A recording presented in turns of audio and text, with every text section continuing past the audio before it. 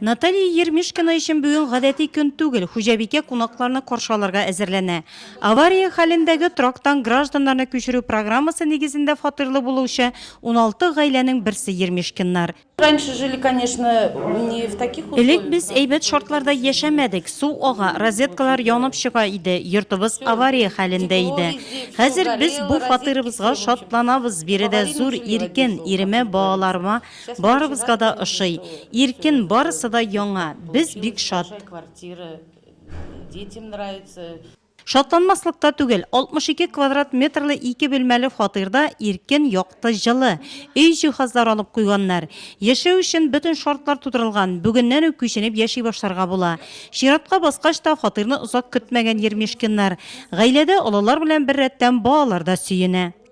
Мне нравится моя комната, она большая. Миңа үз бүлмәм ошый, ул бик зур. Мин анда энекәшем үскәч рәхәтләнеп уйный алам.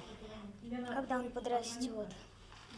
17 гаиләнең шатлыгын район җитәкчелеге һәм башкаладан килгән кунаклар да уртаклашты. Сегодня, я считаю, день очень Бүгенге торжественный. көн бик тантаналы сезнең өчен генә түгел, ә безнең өчен дә. Бу программа гади түгел.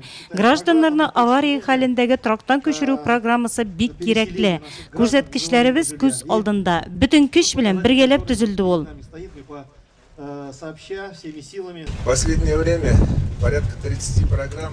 Соңгы вакытта 30 программа гамәлдә. Ул капита ремонтны яңа төзелешләрне үз эченә ала. Һәм алар бик уңышлы тормышка ашырыла.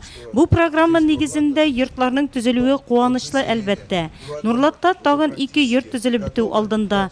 Тагын 50дән артык кеше фатирлы булачак дигән сүз бу. Кунаклар өй туйларын уздыручыларга күптән көтелгән фатир ачкычларын тапшырды. Елизавета Тессон рәхмәт йөзеннән барлык шунда яшәүчеләр исеменнән җавап сүзе белән чыкты. Тантаналы шартларда җәмгыятьнең штукатур буяучысы Фирдәүс Фирсова һәм балтачы Васил Бикбаевка район башлыгы кул куйган мактау кәгазьләре тапшырылды.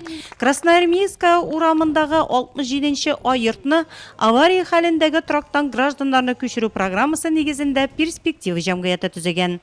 Строительство этого жилого дома мы Бу торак начали йортны без 15 үткән елның ахырында башладык. Бүген без 24 фатирлы әлеге йортны эксплуатациягә тапшырдык.